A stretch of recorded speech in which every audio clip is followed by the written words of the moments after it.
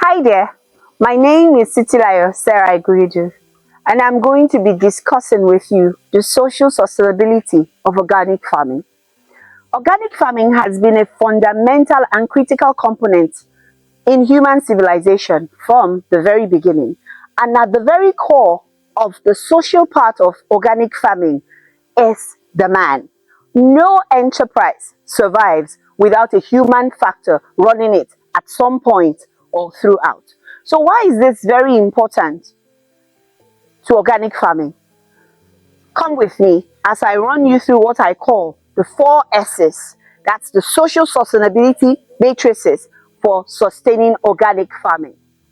So first is self-awareness. What is self-awareness and what has it got to do with farming? Who are you? Self-awareness can be calibrated first from the way you think. To go into organic farming, you must have a great sense of grit, mental grit. Let me explain. How do you think? Are you left-brained or right-brained? Are you upper left-brained or lower left-brained? Now you wonder what I'm talking about. I'll cut it and bring it down to, the barest minimum so we can understand. How do you think? How do you react under pressure? Farming, like any other venture, isn't a walk to the mall. It takes mental strength, emotional strength, psychological strength, spiritual strength, and of course, physical strength to bring the best out of it and turn it into generational wealth. How are you mentally? Your mental health is important. If you take stock of who you are, you would understand that there are some kind of people that trigger you or some kind of situations that trigger you and cause you to forget everything that you're supposed to be focused on. In that case, you must now run a basic test on yourself to say, if I am put in this situation, how would I react? How would it affect this new venture of organic farming I'm going into? Let me give you a case study.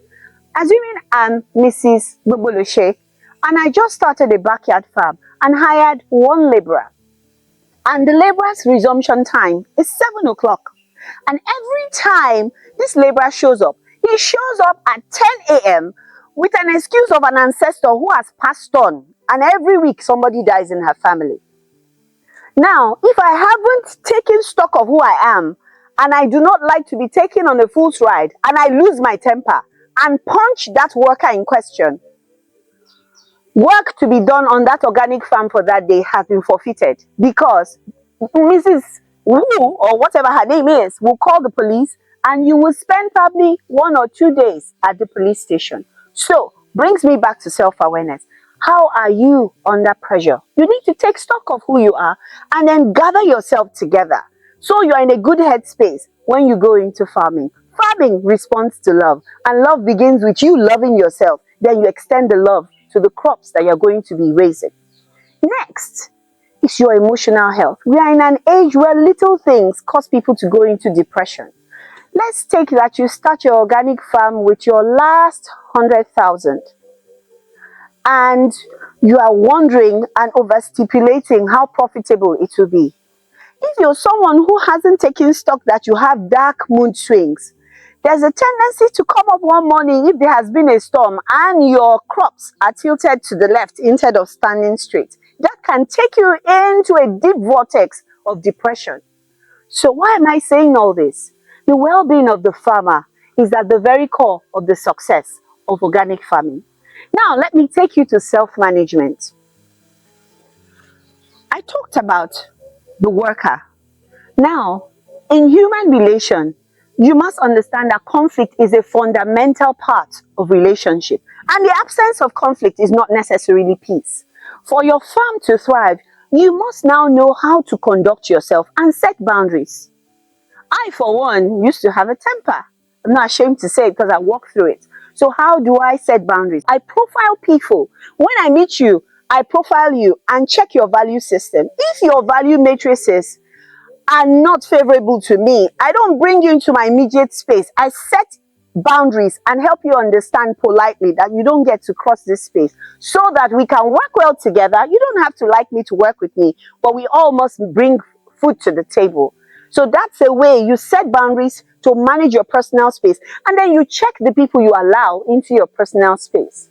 Now, next is social awareness.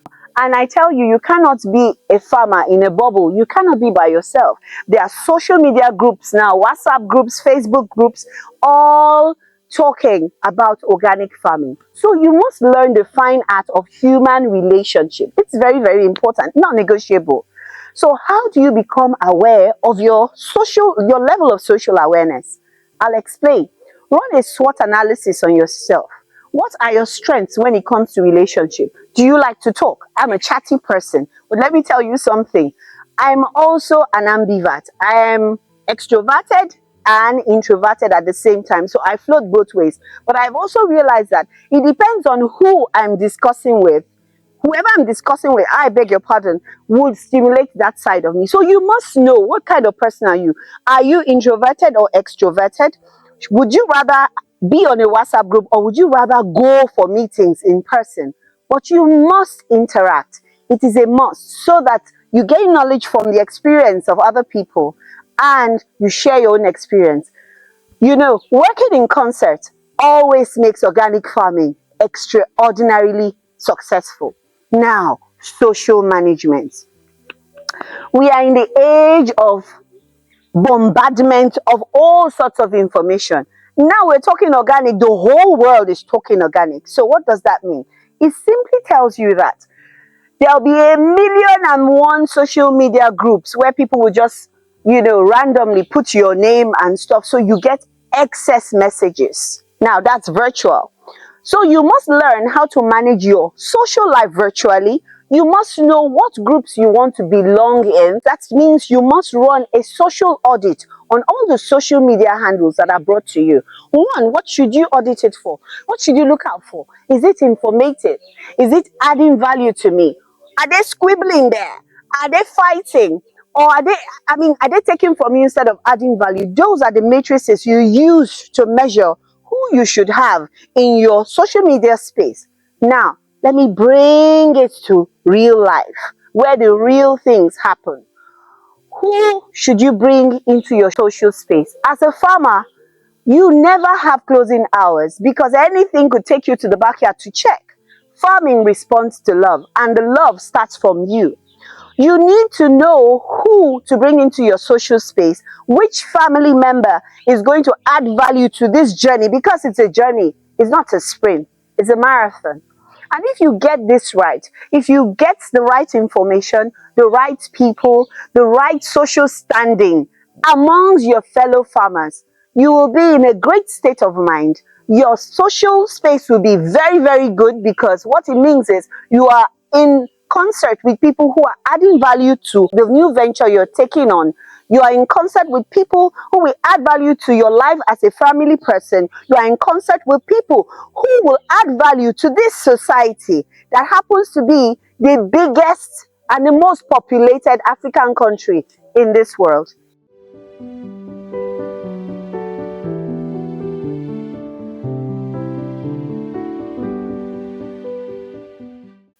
I must let you know that without personal effectiveness, social sustainability is at stake. So brings me to the 5 P's. So, as a newbie to farming, organic farming, you must have in mind what you set out to achieve. What do you want to achieve? Do you want to make 100,000 or over that, or 200,000? Because this is supposed to start out as your side hustle. But because it's a side hustle doesn't mean you shouldn't have a structure. So what's your goal? You must have a goal. You must have a vision. Because without having a structure around what you seek to achieve, there are high chances that you would fail at what you intend to embark on, this part of it that you intend to embark on. So what's your goal? What's the vision? What do you seek to achieve with this side hustle? What are the things, the loopholes in your life that you seek for this side hustle to meet up for you?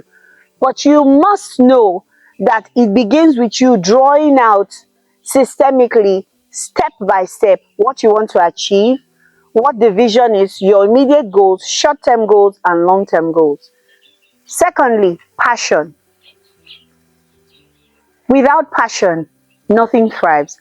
Passion is the fuel that drives any enterprise that eventually succeeds. If you know you're someone who doesn't like to get dirty, you might decide to get gloves. But if you know that you must eat, you must thrive, you must subsist in this earth that we are in, then you must understand that you must give yourself some level of audacity and joy to go into this venture happy every day, because you must greet your farm happily. Everything responds to love. An unhappy farmer will create an unhappy yield. Next, people. Now, what kind of people should you keep around? People who will motivate you, people who would empower you in your immediate farming communities, like I'd mentioned earlier, the WhatsApp groups, the Facebook groups, of course, and the physical community around you. And like I said earlier, it is important to work in concert. When you work in concert, you have ripple effects of blessings that eventually becomes a cascade of success. Performance. Now, it is important to have a budget and be meticulous about the processes that you learn in the course of our training.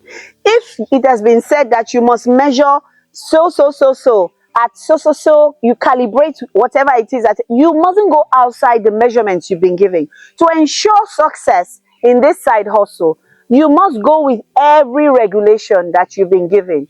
When you get better on your own, you can get creative. But at the very beginning, your performance is tied to following the rules of engagement to the T. Now, persistence.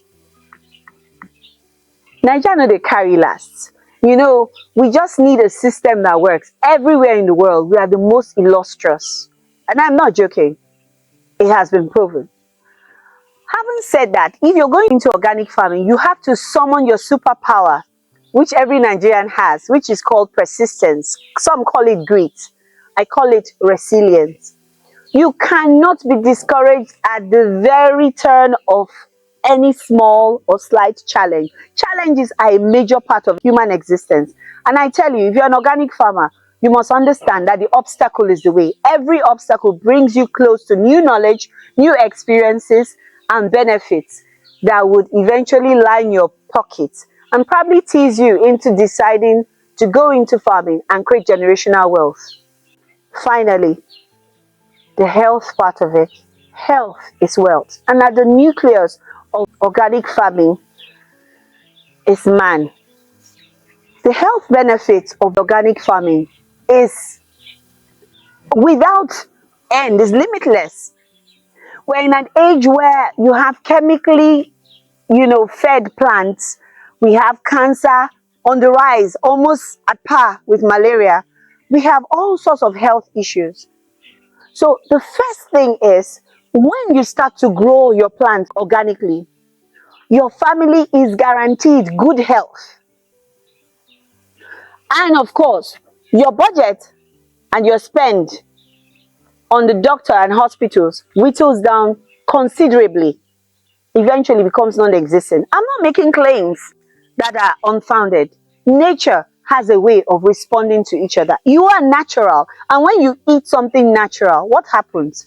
Your mental health, your physical well-being, your emotional well-being, your financial well-being, which is very important, gets better with time. So, what are you waiting for? Naija no dey carry last. Come on board. This is about to get very, very interesting. I could go on and on and on, but in the final analysis, let me just cut everything down to this. You must be purposeful about yourself, the people you bring into your space, learn how to communicate your boundaries effectively, and learn how to mentor people. Because let me tell you, success becomes an orphan when it does not have someone to share with. When you share what you know with the next generation, it is a continuum. It becomes what we call generational wealth. On this note, I'd like you to know that farming was our past, is our present, and the future. Last time I checked, nobody embraces poverty. Everybody, and I mean everybody, short, young, old, name it, embraces wealth. So why don't you come on board? Naija no dey carry last too. What are you waiting for? Wear your trekkers or your running shoes. Let's make this money and make this country great again. Thank you very much.